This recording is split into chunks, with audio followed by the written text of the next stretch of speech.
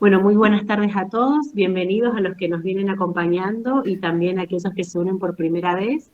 Esta es la cuarta actividad de un ciclo de capacitación y actualización solicitado por el doctor Negro de la mano de la red de infectología y del Hospital Rawson.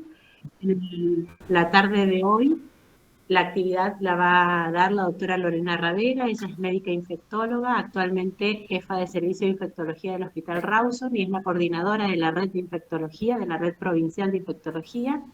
El tema del día de hoy, normas de bioseguridad y profilaxis post-exposición. Lore, todo tuyo el tiempo. Bueno, muchas gracias Marce por la presentación, gracias Carlos por la convocatoria. La verdad que nos sigue pareciendo que estas oportunidades para capacitar al personal de salud son y siguen siendo necesarias. Siempre hay cosas para actualizar y otras para recordar. Entonces, vos me pediste que hable específicamente de accidentes ocupacionales y no ocupacionales, y yo agregué en la agenda un breve resumen de las normas de bioseguridad, porque son las que nos van a permitir o a prevenir la exposición a los accidentes punzocortantes, y tenemos que utilizarlas para no llegar al evento inesperado y así evitar el inicio de profilaxis cuando es necesario. Y también, bueno, vamos a hablar del manejo de los accidentes punzocortantes. Para esta actividad yo no poseo ningún conflicto de interés. Cuando hablamos de bioseguridad, ¿a qué nos referimos? La definición de normas de bioseguridad es un conjunto, valga la redundancia, de normas, medidas y protocolos que son aplicados en múltiples procedimientos, especialmente en la atención de la salud a personas que van a consultar por distintas patologías. ¿Cuál es la finalidad de las normas de bioseguridad? Es prevenir riesgos o infecciones derivadas de esta exposición a agentes potencialmente infecciosos o con cargas significativas de riesgo biológico en determinadas patologías. Hoy específicamente vamos a hablar de 3, pero son múltiples los virus y bacterias que son transmisibles dentro del marco del trabajo del personal de salud con las personas que se asisten en los diferentes centros de salud. Aplican entonces para prevención del personal de salud, de los pacientes y también del medio ambiente, según definiciones de la OMS dictadas en el 2005. Entonces, ¿cuándo deben aplicarse las normas de bioseguridad? Este dibujo a mí me pareció muy gráfico, siempre y en forma permanente. ¿Y con quién? Con todos y todas las personas que consultan, no solamente con aquellas personas que vienen como vestidas mal, personas que sabemos que viven en la calle, que no tienen un lugar donde vivir, sino que tenemos que aplicarlo a cualquier persona que venga bien vestida, con olor a perfume, que tenga alguna profesión o no, y a todas aquellas diversidades de pacientes o de personas que consulten. Entonces tenemos que ser sumamente inclusivos con las normas de bioseguridad. ¿Cuáles son las herramientas para poder aplicar estas normas? Los métodos de barreras. En primer lugar, la higiene de manos, que nunca debe estar ausente dentro de los métodos de protección.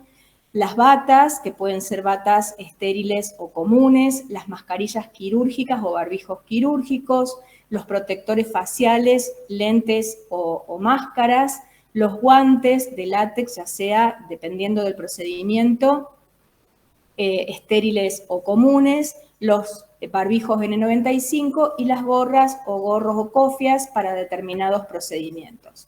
Entonces, todos estos elementos de protección personal o EPP, para acortar la palabra, cuando además se incluye algún elemento punzocortante con el paciente o la paciente, debemos agregar los descartadores o contenedores rígidos para poder hacer el correcto descarte de los mismos. ¿Cuáles son los principios generales del uso de los EPP? La higiene de manos siempre se debe realizar a pesar del uso de cualquier tipo de elemento de protección personal. Un elemento de protección personal se debe retirar en forma inmediata y reemplazarse con otro si uno detecta que está en mal estado o está roto o tiene soluciones de continuidad. No nos tenemos que dejar ese EPP colocado, lo tenemos que cambiar sí o sí. No tenemos que demorar el retiro del elemento o los elementos de protección personal cuando finalizamos el procedimiento y lo tenemos que descartar en el lugar indicado donde está señalizado correctamente y no tenemos que ir paseándonos de un lugar al otro para llevar una muestra biológica, etcétera. Siempre tenemos que sacarnos todos los materiales con los que estuvimos trabajando con las personas que estamos asistiendo. Y por supuesto la higiene de manos, que debe ser al principio y luego de finalizado el procedimiento del cual se trate. Entonces, ¿qué método? Cuando vamos a utilizar métodos de barrera, tenemos que hacernos 3 tipos de preguntas para determinar el riesgo y el tipo de exposición. ¿Qué procedimiento voy a realizar? ¿Qué elementos voy a necesitar para este procedimiento? ¿Y quién o quiénes me van a asistir? Porque en la mayoría de los procedimientos tenemos que tener o contar con alguien que esté cerca para podernos asistir.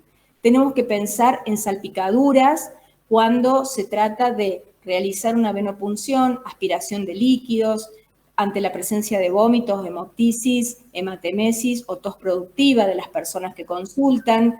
Tenemos que tener en cuenta si vamos a tener contacto con secreciones o líquidos biológicos como la sangre, orina, materia fecal, saliva con sangre o presencia de sangre, líquido pleural. Todo líquido presente en el organismo es una secreción o líquido biológico potencialmente infectante. Y sobre todo tenemos que tener en cuenta si vamos a utilizar materiales cortopunzantes. Entonces, lo que nos tiene que quedar grabado a todos es que tenemos que tener al alcance todos los materiales necesarios en el caso de una acción programada o semiprogramada.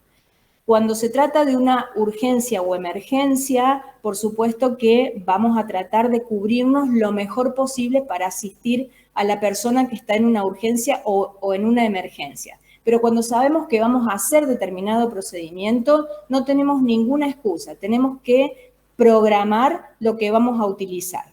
Asegurarnos de que otro profesional nos asista, ya sea un colega, un enfermero, una enfermera, una practicante, otro médico o médica, pero siempre tenemos que contar en lo posible con alguien más.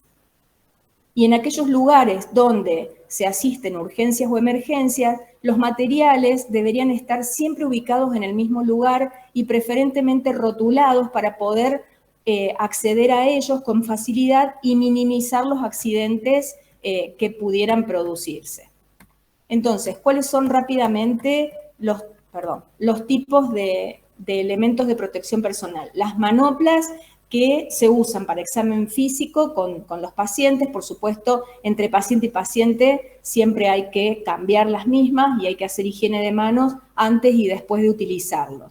Para la asistencia de cualquier procedimiento que requiera ayuda, o sea, si nosotros vamos a ayudar a un médico, a una médica o a cualquier otro colega, podemos usar solamente manoplas. Y para el traslado de muestras biológicas que estén adecuadamente contenidas, muestras que no deben estar rebalsando el recipiente o que no haya caída de material visible, porque en ese caso sí tenemos que cambiar a guantes de látex, que obviamente van a ser los guantes de examen. Los no estériles se van a utilizar para aquellos procedimientos donde haya exposición a secreciones o líquidos biológicos, que ya los mencioné, sangre, líquidos amniótico, pleural, asítico, en forma directa, cuando estamos en contacto con el paciente realizando un procedimiento, o en forma indirecta si están visiblemente presentes en la ropa de cama o en las superficies que conllevan la unidad del paciente. Y los guantes estériles de látex, por supuesto, en procedimientos invasivos como punciones pleurales, hemocultivos, punciones lumbares, biopsias y, por supuesto, en todo tipo de cirugías. Entonces, estas recomendaciones las vuelvo a decir. el uso de guantes no elimina la necesidad de higienizarse las manos. Esto es lo más importante dentro de las normas de bioseguridad y para prevenir también y cuidar a las personas que están a nuestro cuidado. Con esto prevenimos la transmisión transversal de los microorganismos multiresistentes que nos están dando muchos dolores de cabeza a todos y que seguramente ya van a tener alguna charla de esto con la doctora Sabrina Penco. Por supuesto que no se debe utilizar el mismo par de guantes o de manoplas para el cuidado de más de un paciente, como mencioné. El cambio de guantes debe realizarse entre paciente y paciente con la higiene de manos en el medio. No se recomienda, bajo ningún punto de vista y en ningún procedimiento, el uso de doble guante, ya sea estéril o no estéril. Es muy frecuente que los cirujanos, neurocirujanos, los cirujanos de tórax, cardiovasculares, utilicen doble guante porque me siento más seguro. Ese me siento más seguro es un mito que hay que desmistificar, hay que cambiar el paradigma y la recomendación nunca fue que se use doble guante. No te va a proteger el doble, el uso de doble guante. Te va a proteger de la misma manera, pero va a hacer que tu mano transpire más, que haya menor contacto entre este doble método de barrera con lo que vos estés haciendo, entonces hasta puede propiciar un accidente. Por supuesto que no se deben lavar los guantes con el fin de reutilizarlos. En la pandemia hicimos muchas cosas mal y de esas lecciones aprendidas tenemos que recordar y cambiar la metodología. Muchas personas o personal de salud utilizaba doble guante, se sacaba el primer par, se lavaba las manos con alcohol en gel y se volvía a poner otros guantes arriba para seguir haciendo algún procedimiento. Bueno, eso está totalmente contraindicado y no hay ninguna evidencia que justifique este accionar. Y por supuesto, cuando nos retiramos los guantes, la correcta higiene de manos al final. Con respecto a los barbijos, rápidamente, los barbijos quirúrgicos son para procedimientos en los cuales se prevé algún tipo de salpicadura de secreciones o líquidos corporales, para procedimientos invasivos como punciones lumbares, vías centrales, cirugías, endoscopías, etcétera, y para aislamiento respiratorio, por ejemplo, en neutropenia febril o en una inmunodepresión severa, y debe descartarse, por supuesto, luego de su uso diario. Y los barbijos N95 tricapa se reservan para los aislamientos respiratorios, fundamentalmente para pacientes con sospecha o confirmación de tuberculosis bacilífera, para el COVID, la varicela, el sarampión, y también ahora para el mpox, si vamos a hacer alguna maniobra de aerosolización, como es la toma de muestra de hisopado que hay que mandar por protocolo al laboratorio central, también debería incluirse el uso de N95. Por supuesto que para utilizarlo, debemos utilizarlo no solamente con indicaciones precisas, sino de manera correcta. O sea, debemos corroborar que queden colocados en forma hermética en la cara, que no haya fuga, hay que hacer la prueba de fuga y se debe cambiar o desechar al cabo de 15 días, esto es con 4 o más horas de uso diario del barbijo N95, o a los 7 días si tenemos 8 o más horas de uso diario del mismo. Y debe guardarse en forma correcta. Los barbijos N95, cuando usábamos los 3M, vieron que se tenía que abrir para utilizarlo, a diferencia que son, no sé si ven el mouse, estos blancos que se ven en la presentación son la marca 3M o muy parecidos, y estos también, pero tienen otro formato. Estos deben conservarse, no se deben aplastar, y estos tampoco. No deben colocarse en recipientes que favorezcan la presencia de humedad. Entonces, debe estar correctamente colocado y colocarse en un recipiente hermético. Pueden ser cajas de cartón o sobres de papel, pero no debería ser nada de plástico, porque si no va perdiendo la porosidad y se debería descartar antes. Y por supuesto que los barbijos no se prestan, es de uso exclusivo y personal. Con respecto a las batas no estériles, se pueden utilizar para evitar el contacto con sangre u otros líquidos corporales en una intubación endotraqueal, en una vía central, o en aislamientos de contacto por microorganismos multiresistentes. Y las batas estériles en procedimientos invasivos. Perdón, en la vía central tiene que ser estéril la bata, recién lo dije mal. Vías centrales, punciones lumbares, por supuesto cirugías, etc. Y el uso de antiparras o máscaras faciales también para prevenir las salpicaduras o el contacto con sangre o con otros fluidos con sangre. Con respecto a los descartadores, todo material punzocortante debe descartarse en contenedores. Esto es, agujas, áboca, todo tipo de agujas, bisturí, agujas de punción lumbar, etc. De vías centrales, todo se debe descartar en contenedores rígidos. ¿Qué significa? Que estos contenedores no permitan que sean traspasados por las agujas o penetrados por las agujas. Eso significa un contenedor rígido. El no rígido es, antes mal utilizábamos, por ejemplo, las botellas de plástico. Las botellas de plástico no se deben usar y están totalmente contraindicadas. Entonces, debemos contar con los contenedores necesarios para evitar el mal descarte de este material, que si lo descartamos mal, posiblemente no tengamos nosotros el accidente, pero quienes vayan a recoger este tipo de material descartable puede pincharse cuando lo quiere tapar, cuando lo quiere agarrar si la aguja traspasó el material de plástico, y en general es el personal de limpieza el que se encuentra con este tipo de accidentes cuando está no correctamente utilizado. Tiene que tener siempre una base amplia el contenedor, el orificio debe ser visible, con tapa, y se debe llenar, como dice, todos los envases dicen hasta las 3/4 partes de su capacidad. Porque si pasa lo que se ve en esta foto de abajo a la derecha, acá ven que incorrectamente se está descartando, además de la aguja, una jeringa. La jeringa no va en ese descartador. No siempre va en ese descartador. Puede ir en otro donde solamente se descarten jeringas.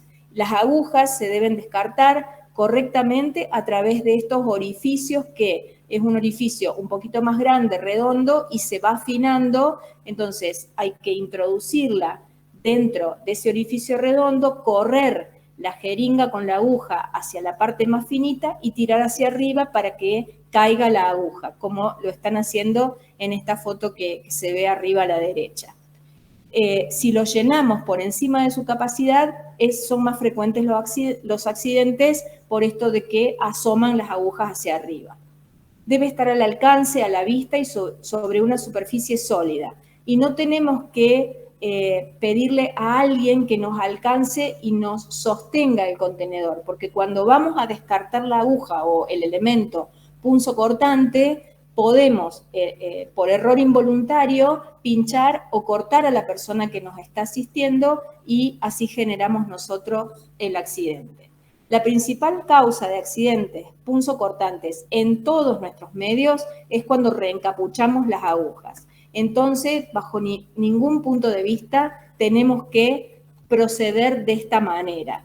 Reencapuchar ningún tipo de agujas, no tiene ningún sentido. Se deben descartar o se debe dejar y dar aviso al profesional de la salud que va a venir a recoger el material que hay algún elemento punzante o punzocortante si no lo podemos descartar correctamente. Porque de lo contrario va a ocurrir lo que se ve en esta última imagen, que es el accidente, a pesar de que usen guantes o elementos de protección personal. Entonces, Lore, antes sí. que avances, una consulta y estoy en el Rawson, porque viste que ahora abundan, nosotros estamos empezando con las medidas de bioseguridad, el comité, y ha venido Sabrina. La pregunta técnica es en el Rawson, ¿cada descartador está en cada habitación o en los lugares donde vas a hacer más invasivo, showroom? Porque después, estando en cada habitación, está arriba del lavabo de mano, está en cualquier lugar. ¿Cómo lo usan en el Rawson? ¿O lo trasladás o cuando viene el laboratorio lo traslada desde un lugar hacia la punción? ¿Cómo lo manejan en el Rawson? Porque viste que abundan ahora sí los descartadores. El tema es la ubicación y qué cantidad o cómo tiene que estar distribuida. Nos quedó esa duda. Mira, si contás con los medios para utilizar y tenés disponibles descartadores, por ejemplo, depende del lugar, pero en la unidad de cuidados intensivos, cada unidad de paciente, nosotros tenemos la posibilidad de que tenga, y acá está Marcela, que está acá, forma parte del Comité de Control de Infecciones, cada unidad de paciente cuenta con un descartador, pero que es de un tamaño determinado. Pero se puede contar por habitación, paciente crítico o no crítico, con un descartador más grande, no me acuerdo los litros que contiene cada uno, pero se puede contar con ese descartador y trasladarlo desde una mesada hasta la unidad del paciente para ser utilizado. En la Guardia Central, en general, tenemos un descartador por consultorio. En el shock room suele haber más de un descartador, porque en algunos se descartan ampollas y jeringas y en otro el elemento punzocortante específicamente.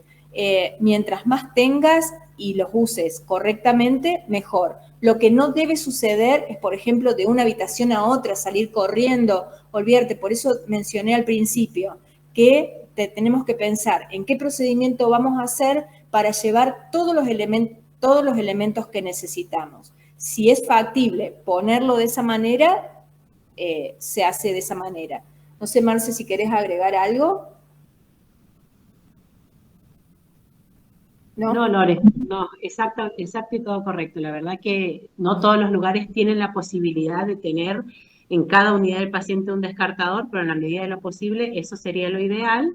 Y tener en cuenta que esto de en las habitaciones, a veces hay pacientes con aislamiento, que eso también los has mencionado por esto del EPP, entonces tener en cuenta eso, ¿no? Todo lo que pertenece a la unidad del paciente, el descartador también es un vehículo que transporta microorganismos o que potencialmente puede transportar, entonces, bueno, también tener en cuenta eso. Bueno, entonces nosotros vamos a tener que adaptar. Sobre todo la pregunta es no en la guardia ni en la terapia, sino en el internado, adaptar algún soporte para poder tenerlos en cada habitación, porque si no está arriba del lavabo, te impide lavarte, hacerte la higiene. Fue una observación que hizo Sabrina, pero bueno, nosotros movíamos, tenemos pocas habitaciones, pero bueno, sí, movíamos el descartador, eso lo vamos a cambiar en estos días. Sí, de todas formas, para el lavado de manos vos tenés un área sucia y un área limpia. El descartador no debería estar en el área limpia donde vos haces higiene de manos. Debería haber un vidrio que separe el área sucia del área limpia, ¿no? Eso, a lo mejor esa es la observación que les hizo.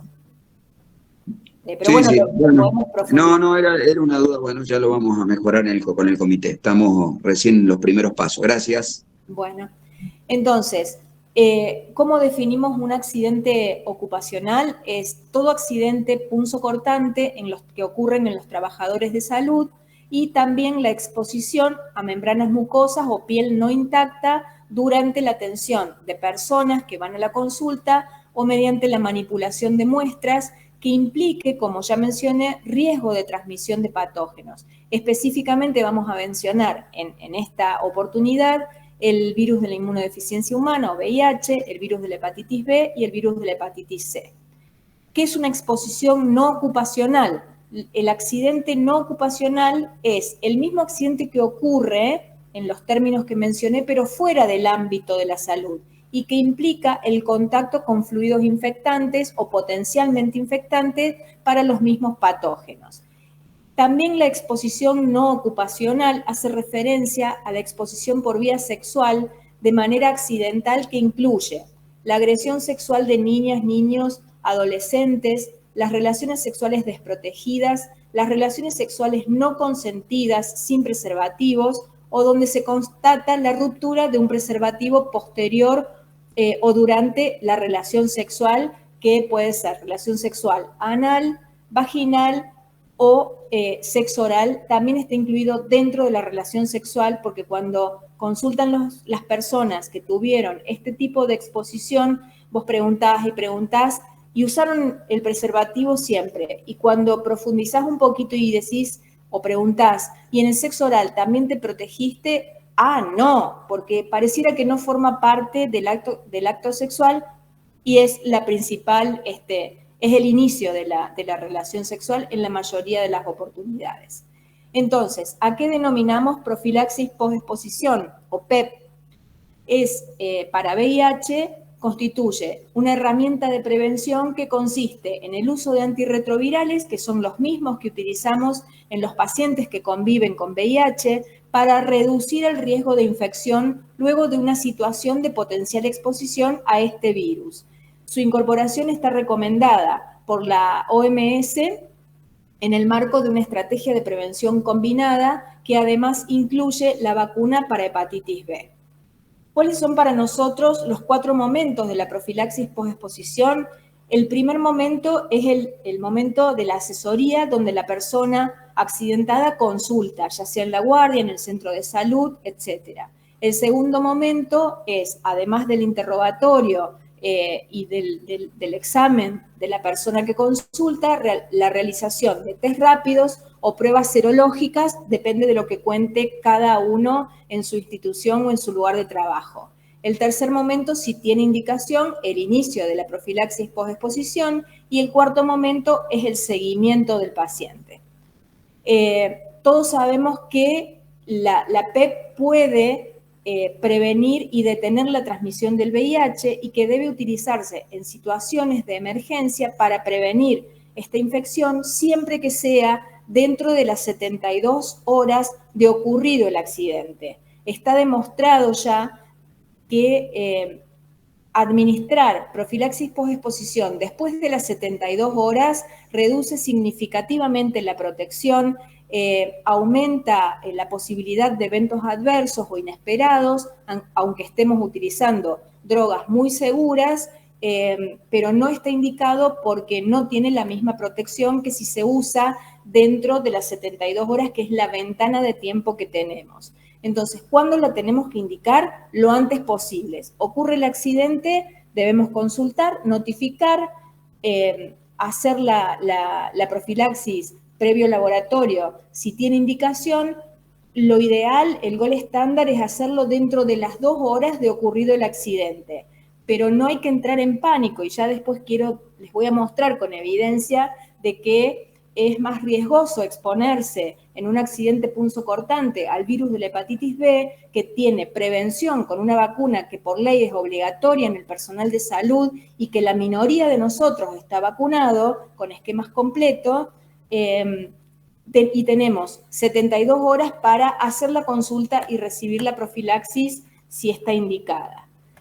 ¿Qué se vio? En modelos animales se vio, según los reportes del CDC desde el año 2001, que luego de que ingresa el virus del VIH, hay una multiplicación inicial en las células dendríticas de la piel y en membranas mucosas, y que posteriormente pasa a ganglios linfáticos regionales, y así después se disemina en forma sistémica a todos los órganos del cuerpo, y hay órganos santuarios donde es muy difícil posteriormente llegar a esos lugares, como el sistema nervioso central, el riñón, las células, el globo ocular, etc.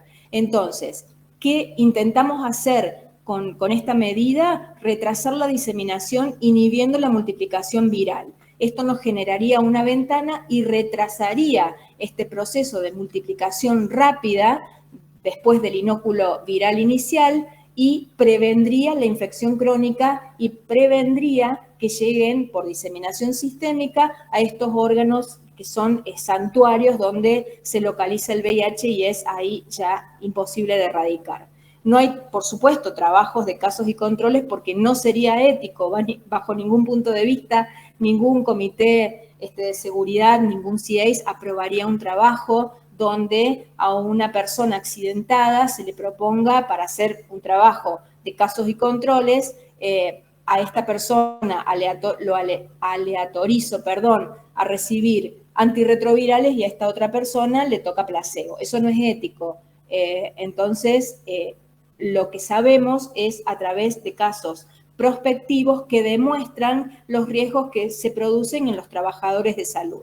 Actualmente nosotros utilizamos una combinación de 3 drogas antirretrovirales para la PEP, que, como ya vamos a ver, es durante 28 días. Y esto es el esquema nada más para mostrarlo desde el ingreso del virus del VIH, la multiplicación en las células dendríticas, el órgano blanco, que es el linfocito TCD4, el transporte de los virus a los ganglios linfáticos y, por supuesto, después la diseminación sistémica que les mencioné, que es en forma generalizada, y ya ahí es casi imposible la erradicación y a través de los antirretrovirales.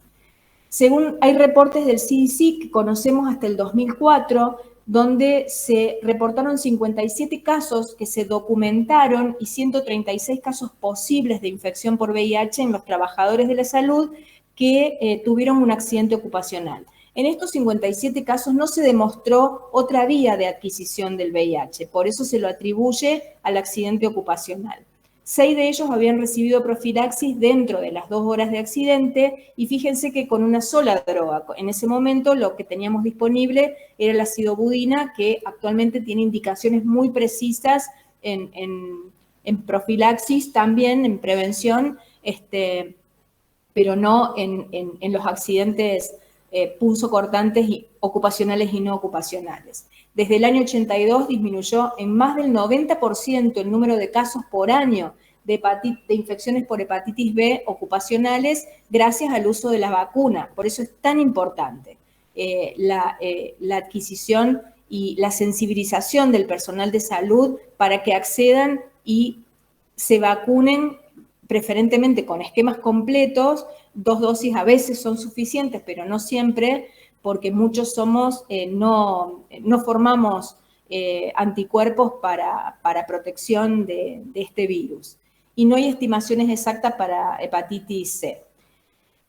De estos 54 casos confirmados que reporta el CDC, la profesión que tenían, 24 eran enfermeros, 16 técnicos de laboratorio, 6 médicos y 11 tenían otras profesiones. Y con respecto a la fuente de infección, la mayoría fue a través de sangre, fluidos con sangre, o sea, sangre visible en otro tipo de fluidos, y solo 3 con cultivos virales de VIH.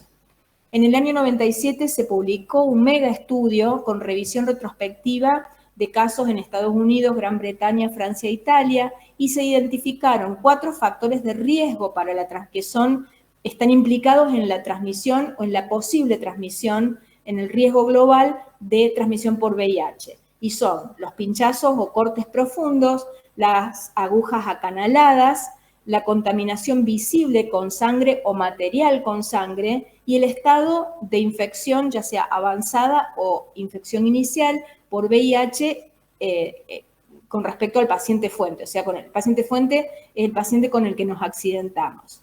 También se demostró que la profilaxis con AZT disminuyó más del 80% el riesgo de transmisión en estos trabajadores sanitarios después de una exposición percutánea. Entonces, hablando de los factores de riesgo, vamos a empezar con el tipo de patógeno. Quiero que por favor presten especial atención a esta diapositiva. El riesgo global de transmisión, no solamente en Estados Unidos, sino en la mayoría de los pacientes que hicieron estudios retrospectivos y prospectivos, para hepatitis B el riesgo global de transmisión varía del 3, 6 hasta el 40% y ya vamos a ver por qué. Para hepatitis C, 1.8%, y para HIV, fíjense, cuando el accidente es percutáneo, o sea, cortante, punzante, en piel, en músculo, etcétera, es del 0.3%. Fíjense la diferencia de riesgo global con respecto a hepatitis B. Por eso menciono y vuelvo a destacar la importancia de la vacunación. Cuando el accidente es a través de membranas mucosas, que puede ser la conjuntiva ocular, o oral o nasal, el riesgo global es entre el menos del 0,1% al 0,1%, bajo, ¿no? Y cuando la piel está sana se desestima, el riesgo global es menor al 0.001%. ¿Se logra ver la gran diferencia entre hepatitis B y HIV? Sin embargo, cuando ocurre un accidente, la persona accidentada corre al lugar donde sea, antes la mayoría al Hospital Rawson, exigiendo profilaxis para hepatitis B, para HIV, y no tenían ni la menor idea de su estado vacunal, ni sabían, ni se acordaban. No quise poner todas esas diapositivas porque no íbamos a terminar más, pero tenemos tabulados todos estos datos. La mayoría desconocía si tenía 1, 2 o 3 dosis de vacuna para hepatitis B. Con respecto al tipo de exposición, se considera una exposición de riesgo a todo contacto de piel no intacta o mucosa, ya sea una injuria percutánea, una herida abierta con material infectante como sangre, tejidos, fluidos con sangre, secreciones genitales o rectales y semen. Y cuando se trata de mucosas, la salpicadura con tanto material infectante como potencialmente infectante como líquido cefalorraquídeo, pleural acítico y amniótico.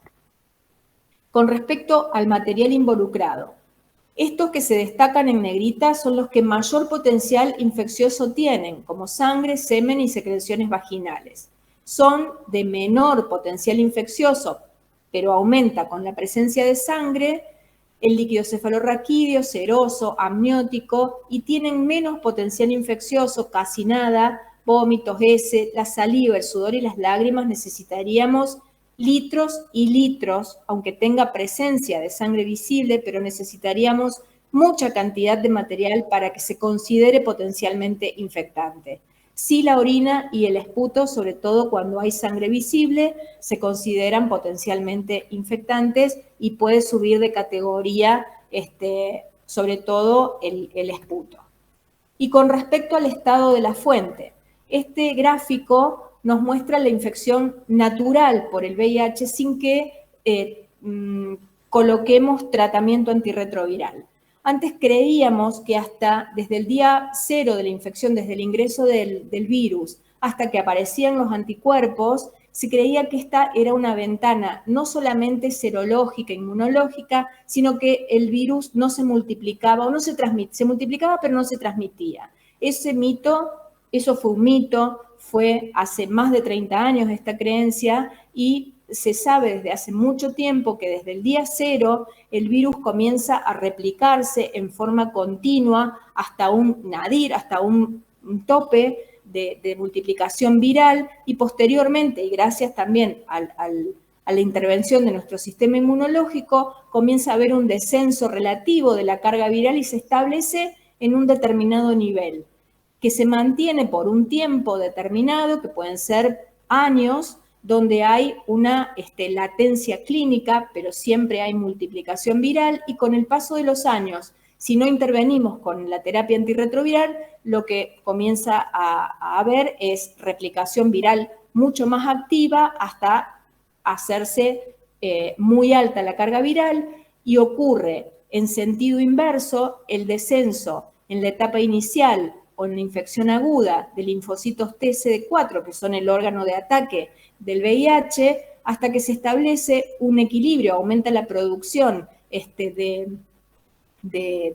linfocitos TCD4, el organismo empieza a producir más, pero cada vez va habiendo mayor pérdida, entonces lo que se produce no alcanza a suplir lo que se va perdiendo, y se hace esta cruz que para nosotros es el punto de inflexión donde en un momento determinado ya la carga viral no deja de subir y los CD4 no dejan de bajar, se produce una inmunodepresión severa y aparecen síntomas constitucionales, infecciones oportunistas y lo que antes se denominaban enfermedades definitorias o marcadoras de SIDA, que es síndrome de inmunodeficiencia adquirida, y por supuesto en este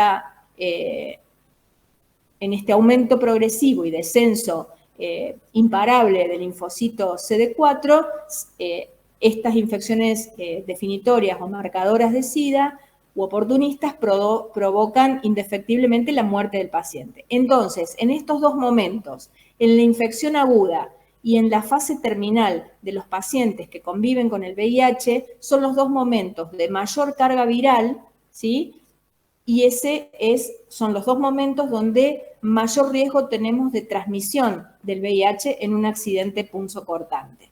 Entonces, para resumir, esto es lo que veíamos antes. Para hepatitis B, esta diferencia entre el 4 y el 30% o 40%, cuando el paciente fuente tiene antígeno de superficie positivo o antígeno E positivo, que implica, o la traducción clínica es la multiplicación viral activa del virus de la hepatitis B, el riesgo global de transmisión aumenta al 30% y algunos reportes hasta el 40%. Y cuando la fuente es desconocida o se cree negativa hasta que tengamos el resultado, se estima que el riesgo global es entre el 4 y el 6%. Y con respecto al VIH, lo que mencionamos antes, es mayor el riesgo global con una fuente de infección primaria, enfermedad terminal con alto nivel de carga viral y bajo recuento de CD4. Entonces, ocurrido el accidente, hicimos todo lo que teníamos que hacer, usamos las medidas de barrera, las normas de bioseguridad, pero ocurrió el accidente, ¿qué tenemos que hacer? La persona que refiere que tuvo un accidente punzocortante y tiene una herida visible, lo primero que tenemos que hacer es el tratamiento de la herida, que ya vamos a ver cómo lo realizamos. Informar al inmediato superior y dirigirse a la guardia en forma inmediata. ¿Qué debemos hacer de acuerdo al tipo de exposición? Antes quiero mencionar esto porque lo van a encontrar así, pero no está demostrado con evidencia, con alto nivel de evidencia, que los productos como la clorexidina o productos que contengan clorexidina o iodopovidona, que prácticamente está en desuso, sea más efectivo que el lavado con agua y jabón, porque se hablaba de que la clorexidina y otros productos tenían algún efecto antiviral, no sobre el HIV, pero sí sobre la hepatitis B y la hepatitis C. Está casi desestimado. Entonces, no utilicen más que agua y jabón de acuerdo al tipo de exposición. Si la exposición es percutánea, hay que hacer sangrar el sitio de punción o de corte y lavarlo inmediatamente con agua y jabón. Cuando hay contaminación cutánea, agua y jabón también. Contaminación mucosa, por favor, solamente agua, porque les va a saber feo el jabón. Y cuando afecta la conjuntiva ocular, siempre hay que irrigar con agua limpia, con suero fisiológico o con agua estéril. Entonces, ya la persona refirió el accidente, ya tratamos la herida, ya informé a mi superior, hay que registrar el accidente. ¿Qué es registrar el accidente? Abrir historia clínica si no la tiene abierta y poner con detalle, aparte de los datos filiatorios y un teléfono con el que podamos comunicarnos, toda la descripción del accidente en forma minuciosa. Cuando ya hicimos eso, pasamos a categorizar al tipo de accidente. Entonces, yo esto se los dejo, no, lo voy a pasar rápido, pero en todo tipo de accidente, punzocortante con material inyectable. Si la fuente es usuaria de drogas endovenosas, si está conviviendo con VIH o el VIH es desconocido, se recomienda la profilaxis post-exposición. Antes se categorizaba según el volumen de sangre, si era poco o era mucho, si el tiempo de exposición era escaso o no. Ahora sabemos que ante un accidente punzocortante, si hay solución de continuidad, excepto que la piel esté sana, hay que indicar o recomendar el uso de profilaxis post-exposición. Lo mismo ocurre en accidentes domésticos, que es la no ocupacional, y en el abuso sexual con o sin penetración, y en el contacto sexual consentido o no de adolescentes y niños y niñas que sufren ruptura de preservativo. En todos se recomienda profilaxis post-exposición. Entonces, valoramos la gravedad. Definimos que requiere profilaxis. Hay que verificar si el paciente acepta, la persona acepta o no acepta. Acepte o no, vamos a firmar antes de iniciar la profilaxis el consentimiento informado. Si el paciente no acepta, además de realizar las serologías o test rápidos, si el paciente acepta también o autoriza la extracción de sangre, firmamos el consentimiento, porque es la única prueba para verificar después, ante cualquier tipo de denuncia, que el paciente requiriendo o no profilaxis, firmó que no aceptaba. Eso es sumamente importante. Entonces, para resumir, recibimos al paciente en la guardia o en el centro de salud, hacemos la valoración inicial, hacemos test rápidos o serologías, dependiendo de lo que tengamos. El laboratorio solo va a estar dirigido si tiene alguna patología de base, que ya vamos a ver. Firmamos el consentimiento informado, damos el kit de inicio, que generalmente cuenta con 5 comprimidos para iniciar profilaxis posexposición y después se envía a la farmacia para completar, en este caso la farmacia del Hospital Rawson, para completar las 4 semanas y se deriva a consultorios externos, ustedes en el caso de no tener infectólogos, para el seguimiento hasta los 4 meses, donde se hace ya la última serología, excepto en pacientes que tienen o personas que se accidentan con paciente fuente positivo para hepatitis C, que hay que hacer control hasta el año. ¿Cuál es el laboratorio basal? Actualmente nosotros no hacemos un laboratorio general como hacíamos antes porque las drogas que tenemos son seguras y no requieren valorar función renal, hepática, etc. ¿Qué hacemos? Test rápidos o serologías para hepatitis B, para hepatitis C, para VIH y para sífilis. Y si no tenemos test rápido, las serologías habituales para los mismos patógenos. Si tiene antecedentes patológicos, el laboratorio que vamos a hacer es dirigido a esa patología de base, insuficiencia renal, insuficiencia hepática, hepatitis autoinmune o algún antecedente, lo tenemos que dirigir a ese antecedente. Y pruebas de embarazo, por supuesto, en las personas que consultan por relaciones desprotegidas o no consentidas, o roturas de preservativos. Entonces, si vamos a iniciar profilaxis para VIH, el tratamiento es la coformulación de 3 drogas que son dolutegravir, que es un inhibidor de la integrasa, tenofovir y lamivudina, que se toma un comprimido cada 24 horas, se llama Criptega, la presentación que tenemos en la provincia, y se hace por 28 días. Cuando es una exposición no ocupacional que implique rotura de preservativos, relaciones no consentidas, etc., agregamos además la protección para ITS, hacemos el abordaje sindrómico. Y en general lo que indicamos es acitromicina 1 gramo más ceftriaxona, que pueden ser 250, pero si tienen la presentación de 500 miligramos, muchas veces se hacen los 500 miligramos, pero la indicación precisa son 250 y se puede reservar la mitad de la ampolla. Metronidazol, que son 2 gramos, son 4 comprimidos, y penicilina 1 dosis, por supuesto que hay que verificar que no tenga alergia a la penicilina, porque en ese caso deberíamos dar doxiciclina o ceftriaxona porque es para prevención de sífilis.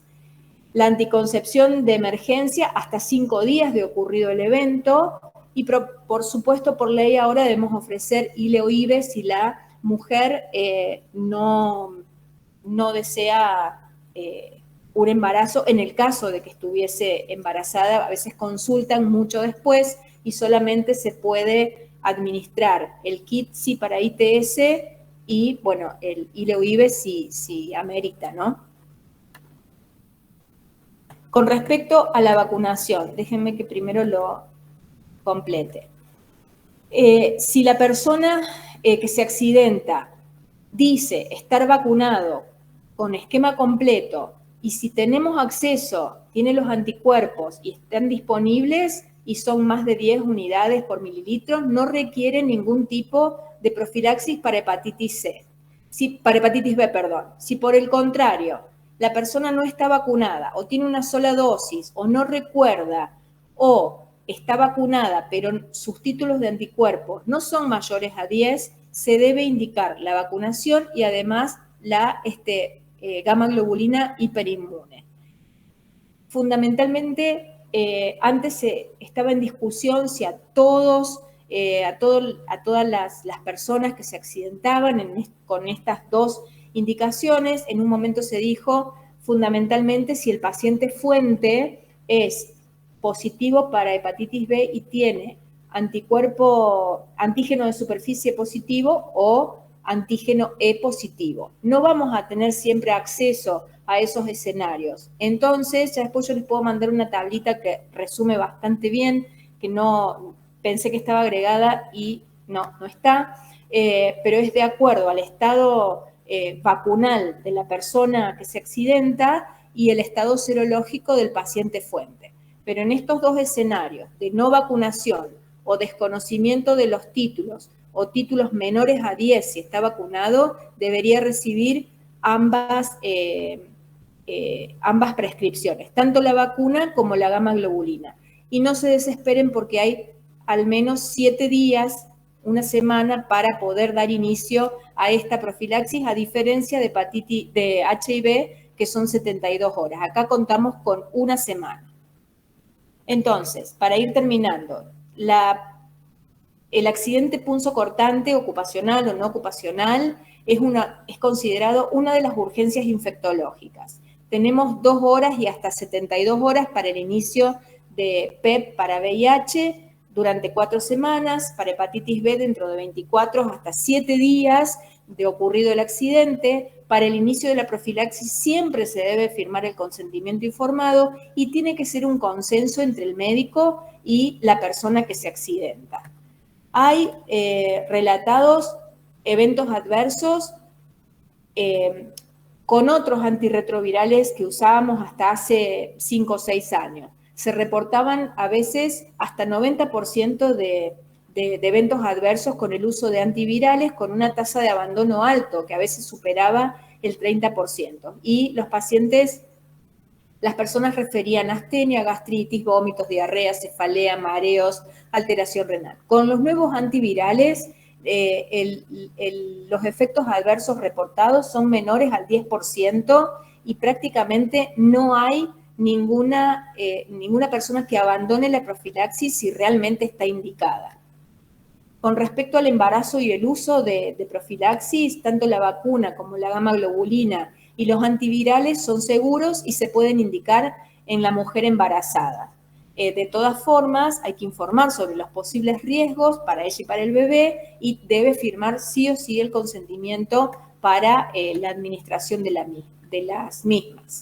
Con respecto al seguimiento, se hacen test rápidos o serologías basales para HIV, hepatitis B, hepatitis C y sífilis el día 0 o el día de la consulta y entre las 6 y las 12 semanas. Si el paciente fuente, como antes dije, es portador, se demuestra que es hepatitis C positivo, el accidentado tiene que hacer un seguimiento hasta los 12 meses para ver que no haga seroconversión. Si se inicia profilaxis y hay patología de base o aparece algún evento adverso inesperado, aparte de notificar inmediatamente los síntomas relacionados o nuevos, se debería hacer un control de laboratorio dentro de las 2 semanas o 4 semanas del inicio de la profilaxis. Y si la persona suspende la profilaxis por algún motivo 3 días o más, no se recomienda volver a empezar de cero la misma, porque ya se demostró que no tiene ningún efecto beneficioso ni protector. Las recomendaciones generales para las personas que se accidentan, aparte del asesoramiento y apoyo psicológico que muchos y muchas lo necesitan, se recomienda que por el lapso de 4 a 6 meses la persona no done sangre, que utilice preservativos o métodos de barrera en sus relaciones sexuales.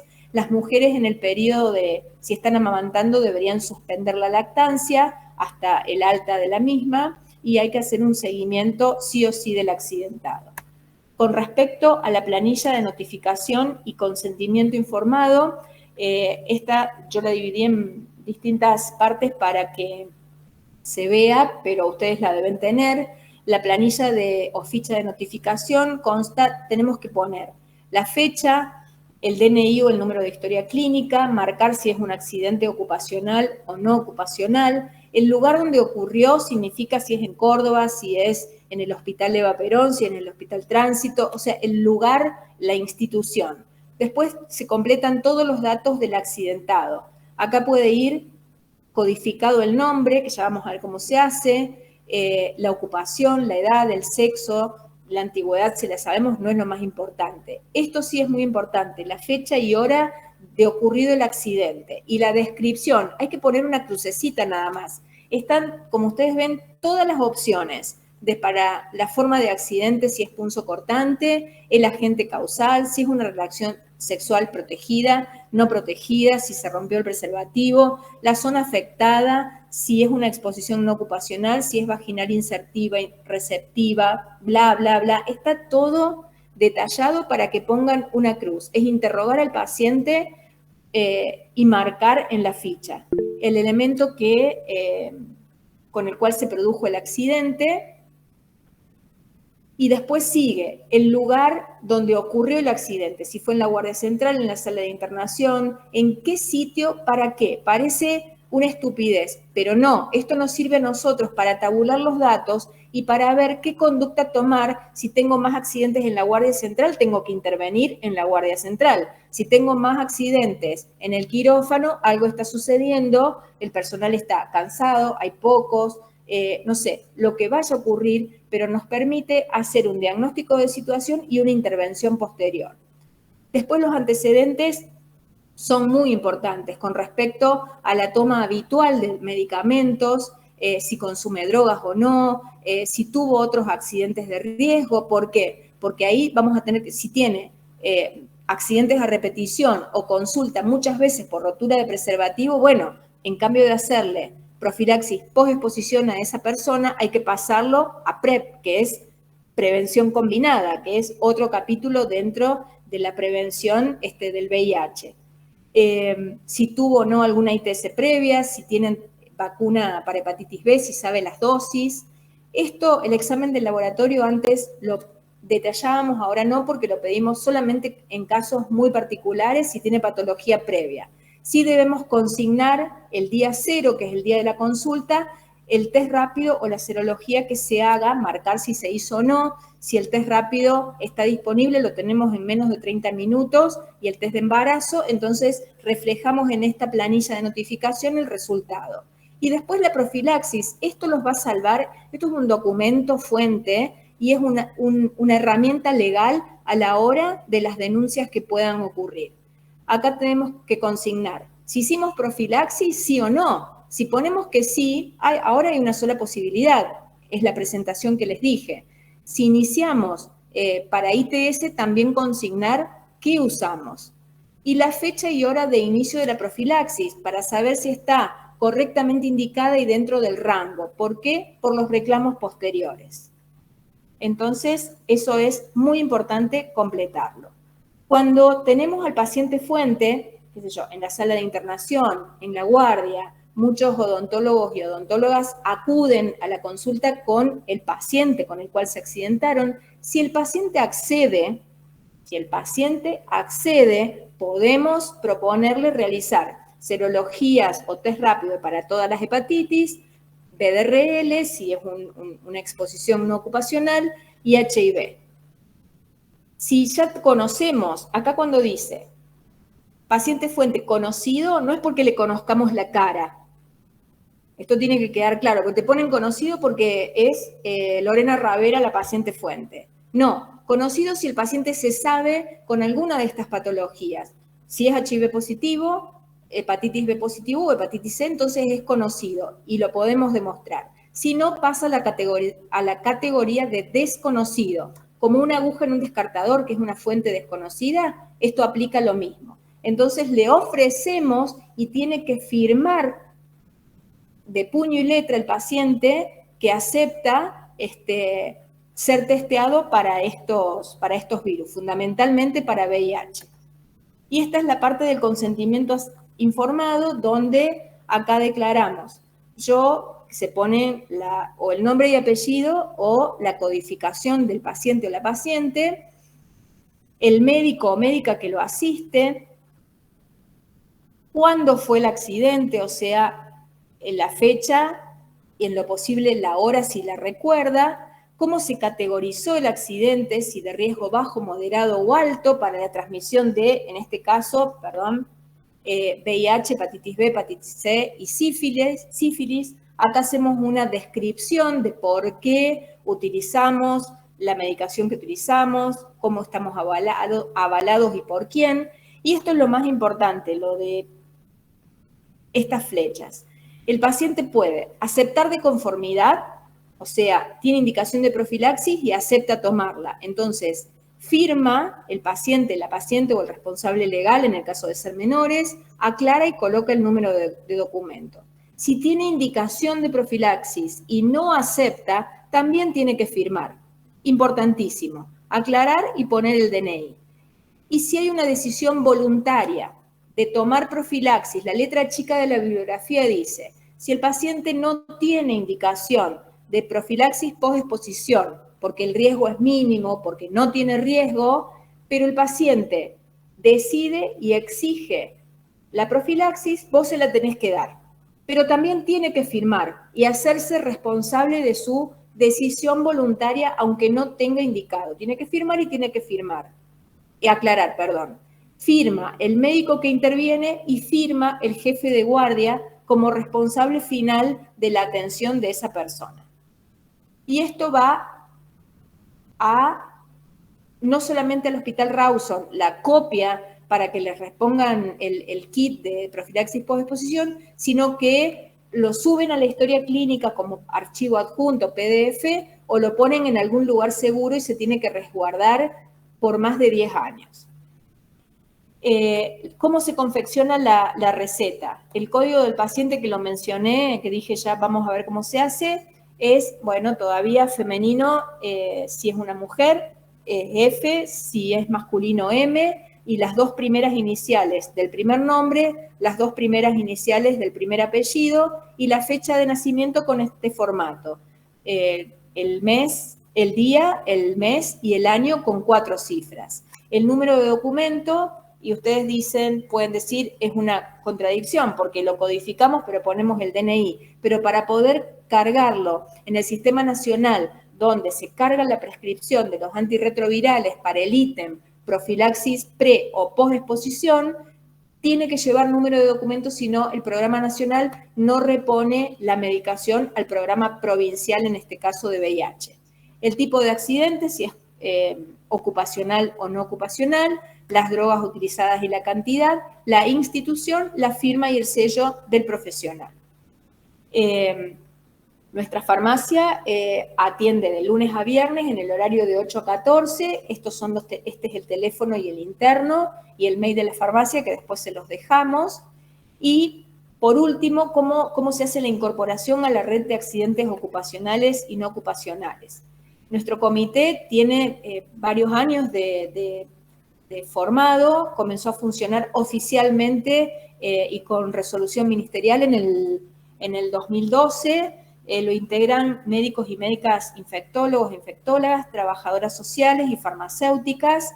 Se realizan periódicamente y comenzamos con sensibilización a través de talleres y entrenamientos al personal de salud de los hospitales y centros de salud, no solamente de Córdoba capital, sino también del interior. Se envió material de trabajo que se va actualizando de acuerdo a las pautas, si van cambiando o no. Se envían las planillas para referencia y contrarreferencia y para tabular también los datos y poder tomar conductas o modificación de protocolos según los resultados que encontramos. O sea, que la ficha de notificación no es solamente para contar cuántos pacientes y para que les reponga la farmacia los kits cuando los hayan utilizado, sino también para tener datos, que somos, creo que, una de las pocas provincias que tiene datos sobre accidentes punzantes y no ocupacionales.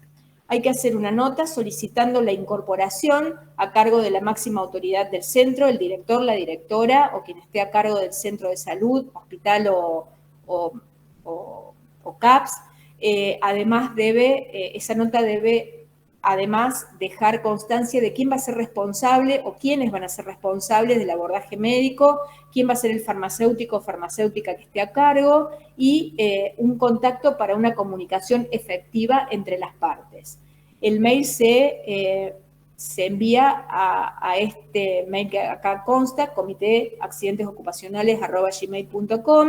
Nosotros enviamos la norma de procedimiento o protocolo de actuación, las planillas de notificación para registro y reposición de kits, dispensamos los kits de profilaxis de accidentes y de exposición no ocupacional desde la farmacia del Hospital Rawson, capacitamos y sensibilizamos a los equipos. Este es mi teléfono de contacto, que lo pongo porque lo tiene hasta la gente de Chumbicha. Así que ese es en general el teléfono de contacto más rápido para acceder a la información. Y como dije antes, este es el horario de atención de la farmacia y el mail. Para la reposición, de nuevo, enviar la planilla de notificación y la receta. Y si se vence algún kit, una nota una receta solicitando y traten de controlar los kits y devolverlos no cuando ya estén vencidos, un mes antes en lo posible para que las chicas lo puedan utilizar dentro de la institución. Nosotros recibimos muchos accidentes y sobre todo exposición no ocupacional, entonces hacemos circular para que no se les venza a ustedes y lo podamos utilizar nosotros, o sea, focalizar en la gestión del recurso también. Estos somos los integrantes del comité, yo lo coordino todavía, y nuestros consultorios externos de lunes a viernes hay atención por todas estas profesionales que algunas de ellas hacen profilaxis preexposición fundamentalmente, pero están incorporadas ahora a profilaxis posexposición también. Una sola diapositiva haciendo una breve alusión a las personas que tienen ART, porque nosotros estamos, la mayoría, en relación de dependencia, independientemente del formato de contratación que haya, pero todos tenemos ART. Entonces, la persona que tiene ART va por el mismo canal. Atención inmediata en la guardia, notificación al jefe o inmediato superior, valoración, realización de test rápidos o serologías basales, indicación e inicio de la profilaxis si tiene indicación, confirma del consentimiento y llenado de la planilla de notificación. Y el paso que sí o sí hay que dar es avisar a recursos humanos o a personal de cada institución, perdón, para formular o hacer la denuncia formal a la ART y derivación a la misma para que continúen, porque ustedes van a recibir un kit, pero la profilaxis no son 5 días. Ojo con eso, no son 5 días. Si tiene indicación son 28 días, ¿sí? Salvo que la excepción es cuando viene el paciente, la persona accidentada con el paciente fuente, que es raro decirlo persona fuente, por eso sigo diciendo paciente, y hacemos la serología y a las 48, 72 horas los resultados llegan negativos, ahí podemos suspender la profilaxis. ¿Sí? ¿Se entiende? Se puede sacar o retirar la medicación antirretroviral. En esos casos, si no viene con la persona, con el paciente fuente, o la fuente es desconocida, como una aguja en un descartador recientemente descartado, eso me acordé de otra cosa muy importante que no la dije, con evidencia o sangre visible o material con sangre, sí o sí tiene que, como no tenemos forma de hacerle las serologías, sí o sí van 28 días. Entonces, si tenemos ART, la ART es la que te sigue con la profilaxis y te hace el seguimiento con control con un infectólogo o una infectóloga y el control serológico. Y la ART te da el alta. Muchas veces no te la da al 4º mes, te la da al 6º mes y nos costó mucho trabajo con el subsector privado hacer que la ART no lo controle el paciente por 1 año. Fue muy difícil hacerles entender que no tenía sentido que con las serologías de los ELISA de 4ª generación que tenemos, al 4º mes, si da negativo y el paciente no está infectado. Pero bueno, cuesta. Pero esto es muy importante. Una cosa, cuando una persona se accidenta con una aguja que se descartó hace 5 horas, 6 horas, 24 horas, 48 horas, sí hay que protegerlo con vacuna antitetánica, valorar la colocación de acuerdo al estado serológico, si está vacunado o no vacunado para hepatitis B, indicar o no la vacuna y o más la gamma globulina, pero la profilaxis para VIH no está indicada. Si yo me accidento con una aguja en la vía pública y tengo la certeza que recién fue utilizada, perfecto, pero si no, no tiene indicación. ¿Por qué? Porque el virus del VIH es poco tolerante y es muy lábil. Tiene mucho potencial infectivo, pero bajo ciertas condiciones. Si el paciente se accidenta y la aguja o la sangre está seca, es inviable el VIH. No así la hepatitis B y la hepatitis C. ¿Se entiende? Entonces, por eso tiene que ser un un interrogatorio exhaustivo, una buena anamnesis, hacerle entender a la persona que realmente tiene o no tiene riesgo e indicación o no de profilaxis, y tiene que ser un consenso. Muchas veces los pacientes vienen sumamente afectados y asustados, y todo el mundo quiere recibir profilaxis. Después de 3, 4, 5 días te golpean la puerta y dicen, ¿por qué dame la profilaxis? Porque bueno, no, lo pensé, no fue tan así. Pero bueno, hay que entender el momento porque realmente es una urgencia y las personas tienen todavía mucho temor por desconocimiento a infectarse de esta manera, que es la menos, es una de las, no la quiero desestimar, pero es mucho más frecuente la transmisión a través de relaciones sexuales desprotegidas, uso compartido de jeringas, y no esta vía. No hay que desestimarla, pero no es la principal. Y bueno, y en esto también tenemos que ser una zona, libre de discriminación, porque el VIH, la hepatitis B y la hepatitis C nos pueden afectar a todos. No solamente porque tengamos alguna preferencia sexual, porque estemos bien o mal vestidos. El VIH fundamentalmente no discrimina a las personas, a ninguna. Las toma a todas en cuenta y de la misma manera. Entonces no hace falta ser indigente, ser un homeless, vivir en la calle, usar la gorra con la gorrita con la visera para atrás, estar mal vestido, no tener escolaridad. Hace falta solamente ser humano y ser una persona para tener posibilidades de estar infectado. El abogado, el personal de salud, el ingeniero, cualquier persona, indistintamente del sexo, la inclinación sexual, el pensamiento político, la profesión y la edad, nadie está exento. Entonces, no discriminemos, porque el VIH fundamentalmente, este virus, no discrimina a nadie. Y con esto les doy las gracias por el aguante en la presentación, y si hay preguntas, trataré de responderlas.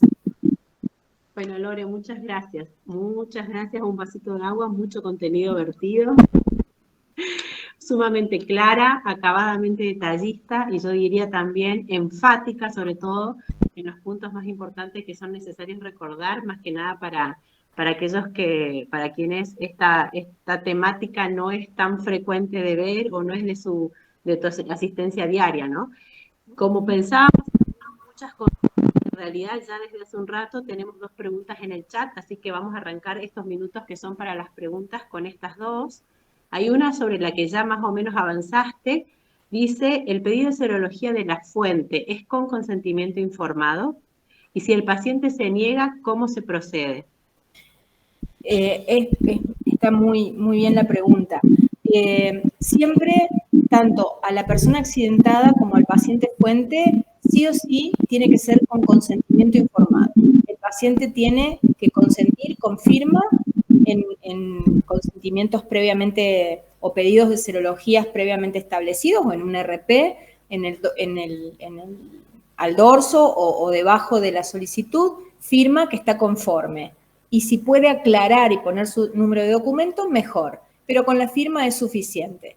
Y si el paciente se niega, no lo podemos obligar o no la podemos obligar, y lo tenemos que tratar como fuente desconocida, y si el accidente se categoriza como para recibir profilaxis, tiene que recibir la persona accidentada los 28 días de tratamiento, o de profilaxis, mejor dicho, porque no es un tratamiento, ya que no se lo puede obligar a realizarse la serología. Entonces, como pincharse con una aguja recientemente descartada. Ok, gracias, Lore. Hay una segunda pregunta. Lore, ante fuente desconocida, ¿sí? ¿Ustedes cómo se manejan con esa tabla de categorización que nos vas a mandar? ¿Eso es lo que define el inicio del tratamiento? Sí, ahí lo que te dice, antes, por eso mencioné, las tablas cambiaron, las categorizaciones. Antes veíamos si la injuria era profunda o era superficial, la recomendación era baja.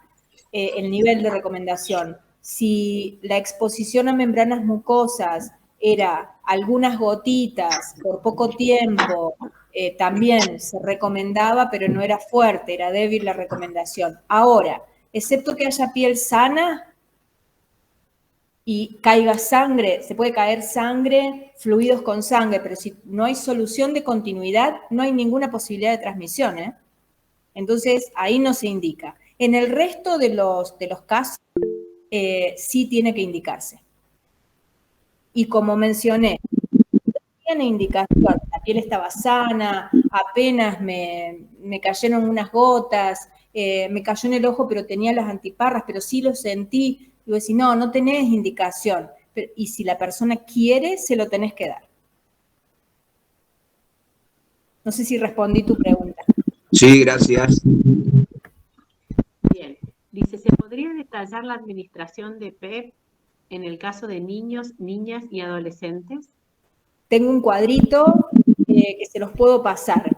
Las dosis pediátricas, los niños, niñas, hasta 14 años y 364 días se asisten en los hospitales de pediatría o centros de salud que tienen pediatras. Y de acuerdo al peso, con menos de 40 kilos, hay tablas o dosificaciones específicas y hay formulaciones pediátricas también. Y de 15 años en adelante se atienden en los hospitales de adultos. Así que esa tabla sí la tengo, no, la verdad que no la puse porque no recordé que ustedes asisten pediatras. Nosotros los referimos al hospital de niños, no asistimos nunca pacientes pediátricos, pero se las subo en la presentación y se las mando. Gracias, Lore. Doctor D'Angelo, buenas noches. ¿Tiene la mano levantada? Buenas noches, ¿cómo les va? ¿Cómo andas, Lore? Primero, felicitarte por la exposición y después hacerte 2 consultas y 2 comentarios. Primero, no me quedó claro, Lore, paciente HIV conocido con una carga viral indetectable prácticamente. ¿Ese requiere que se haga tratamiento al médico con el que tuvo el accidente punzocortante? No.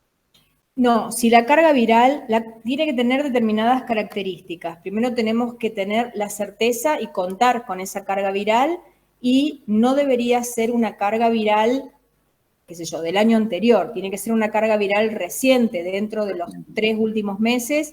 Y si tenemos asegurada la adherencia del paciente, al estar, no sé si ustedes vieron en todas las diapositivas abajo, a la derecha había un circulito que decía no detectable, no transmisible.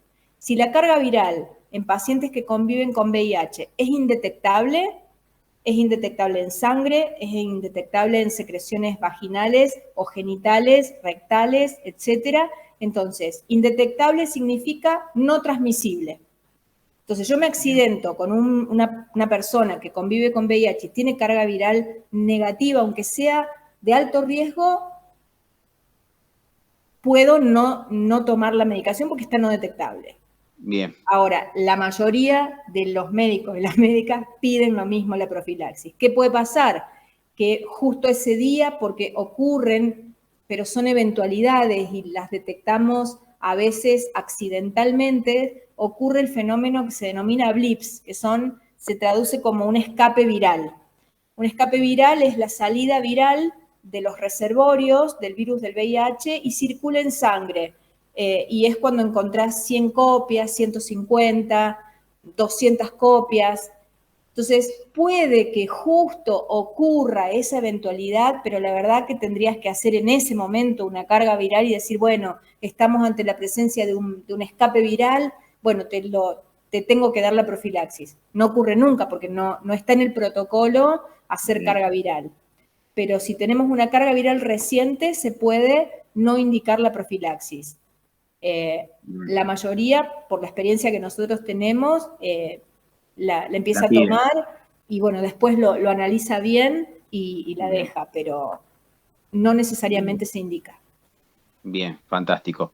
Y la segunda consulta, cuando hablabas de los descartadores para jeringas y para agujas. ¿La jeringa puede ir tranquilamente en una bolsa roja o no?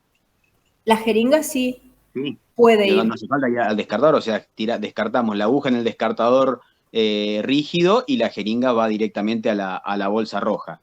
Bien. Sí, excepto en las vacunas, que bueno, ya va Sí, que otro ya tipo viene de incorporada descartador que es amarillo, es Exactamente. diferente, va todo junto. Sí, sí, sí, igual que la jeringa que viene con la aguja incorporada, Exacto. también va todo junto. Y después, dos comentarios. Uno, bueno, en realidad, un solo comentario, el doble par de guantes para el cirujano, fue bien incisiva. Yo les aconsejaría cuando vayan a operar y usen el electrobisturí y tengan un solo par de guantes, cuando el electrobisturí les quema o les pega una buena patada, prefieren usar doble par de guantes aunque sea en la mano derecha, que es con la que agarran la pinza, porque cuando te quema el electrobisturí que estás operando, te queda la mano adormecida y se complica por ahí seguir operando. No para la profilaxis, pero sí, no para la prevención, digo, como bien dijiste, pero un doble guante en la mano derecha, que es con la que agarrás la pinza y no te electrocutás con el electrobisturí, nunca está de más. No quiero Muchas discutir gracias, con Lore. usted, pero voy a discrepar y la verdad que en cuanto a norma de bioseguridad favorece a veces, por esto de lo táctil, favorece a los accidentes por esto de que lo agarras mal o algo. Y la verdad, no creo que nadie se haya electrocutado con un electrobisturí, pero bueno. Sí, doctora, no, es frecuente. Tenés micro, el guante por ahí se rompe y vos agarrás la pinza y cuando le da electrobisturí a la pinza para hacer hemostasia, te da el golpe de corriente y vuela la pinza, vuela todo. La voy a hacer pasar a quirófano, doctora, y vamos a hacer la Lo he prioridad a ver qué vivido vuela. con colegas y me he peleado en forma sostenida, Sostenida. pero bueno, no lo podemos recomendar, Está no bien. está recomendado, aunque sabemos que Bueno, muchos lo usan. dale. Muchas gracias, doctora. De nada. Bueno, muchas gracias. ¿Alguna otra pregunta, alguna otra consulta? Yo, ¿Comentarios? si no hay preguntas, lo único que quiero resaltar y con mucha fuerza es el tema de la disponibilidad que tenemos en nuestro calendario. En Argentina tenemos un calendario de vacunación sumamente amplio y la vacuna de la hepatitis B es inocua, no produce ningún tipo de reacción adversa. Entonces, por favor, tengan en cuenta y memoricen el riesgo global de posible transmisión de hepatitis B, que es cercano al 40%, sobre todo con pacientes fuente positivo para antígeno de superficie o para antígeno E. Entonces, vacúnense porque van a estar protegidos. Son 3 dosis, no provocan ni siquiera dolor en el brazo y está disponible para todos. Entonces, por favor, es algo que los va a proteger y en nuestro país hace poco, bueno, no sé si algunos de ustedes estuvieron, pero dimos una actualización sobre hepatitis. El doctor D'Angelo estuvo presente en esa actualización con médicas y personal de Nación, que a través del programa provincial de VIH que hicimos en conjunto, y mostraron las estadísticas actuales de hepatitis B, sobre todo hepatitis B, también hay mucha hepatitis C, pero la hepatitis C tiene tratamiento y se cura. La hepatitis B tiene tratamiento, pero no siempre se cura. Puede permanecer semiactiva o inactiva de alguna manera o con muy baja carga viral dentro del hepatocito y en algún momento empezar a circular nuevamente o reactivarse. Y la cantidad de cáncer de hígado que hay gracias a la hepatitis B es alto, es elevado y la comorbilidad es muy importante. Y es una enfermedad o infección inmunoprevenible. Entonces, no cuesta nada. Así que, por favor, vacúnense para todo, pero fundamentalmente para hepatitis B. Muchas gracias, Lore. Bueno, agradecerles a todos la presencia en esta hora y en este día que no era el que habitualmente se habían tomado para estas capacitaciones. Lore, yo no sé si vos querés hacer un cierre. porque entiendo que esta sería la Sí, actividad. esta es la última actividad de las clases pautadas o de las charlas o autorizaciones pautadas para el Eva Perón. Si necesitan otro tipo de asistencia, por supuesto estamos disponibles, pero ahí sí ya va a tener un costo para el doctor Negro, que está saldada mi deuda con usted. Iba a poner una última foto, doctor, pero la saqué porque sabía que iba a haber autoridades presentes y no la puse, la saqué. Pero está saldada mi deuda, quiero decirle. Si requiere más capacitaciones va a tener un costo que después lo vamos a... Está la doctora Toledo presente y el doctor D'Angelo. No tiene nada que ver la capacitación hospitalaria con temas personales de futbolísticos. No era futbolístico, pero bueno.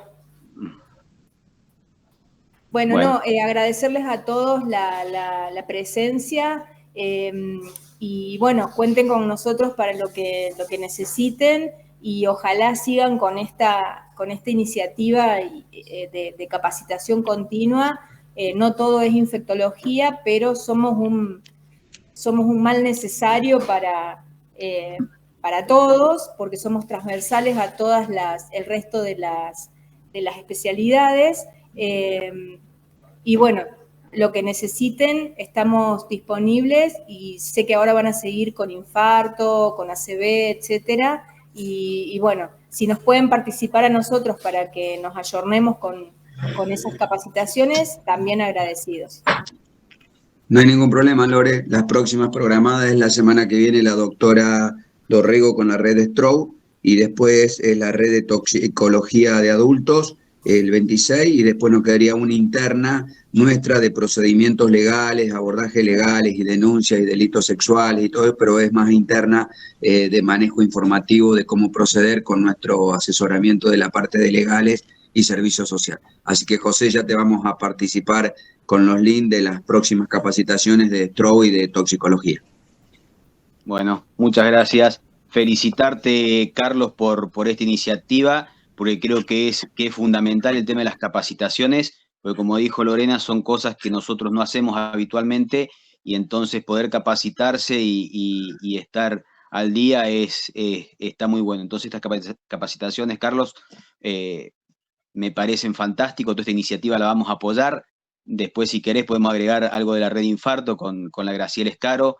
Más adelante, cuando vos quieras, lo podemos acomodar también. Si va a participar ya la red de stroke y de infecto, de toxicología, podemos agregar algo de la red de infarto también. Lore, mil gracias a las Lorenas, mil gracias por todo. Creo que todas estas capacitaciones siempre son fundamentales y lo que les haga falta estamos a disposición. Gracias, José, por la presencia. Desde ya todo el Hospital Rawson siempre hemos sentido el apoyo, no solamente en esto de las capacitaciones, sino en todo lo que necesitamos a nivel sanitario.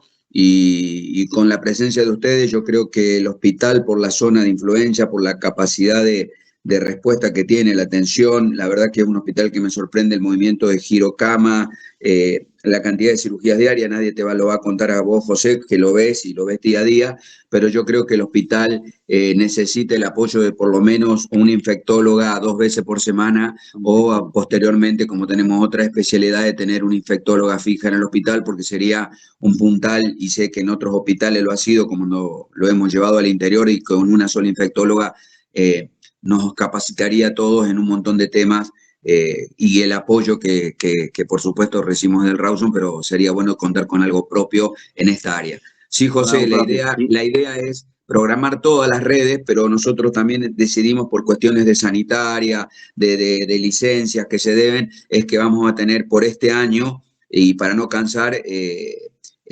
hasta ese límite y después retomaríamos en marzo nuevamente con el resto de las redes. Pero era también un tema, viste, de sanitarias y de tiempo.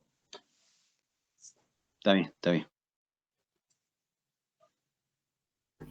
Bueno, entonces, si no hay ningún comentario más, agradecerles nuevamente el aguante, porque fue una charla larga, la presencia de todos, y bueno, y las ganas, ¿no? Amén de que sean capacitaciones en servicio, siempre sirve refrescar y ayornar los conocimientos. Así que gracias por todo. Gracias, buenas noches. Nos vemos, hasta luego.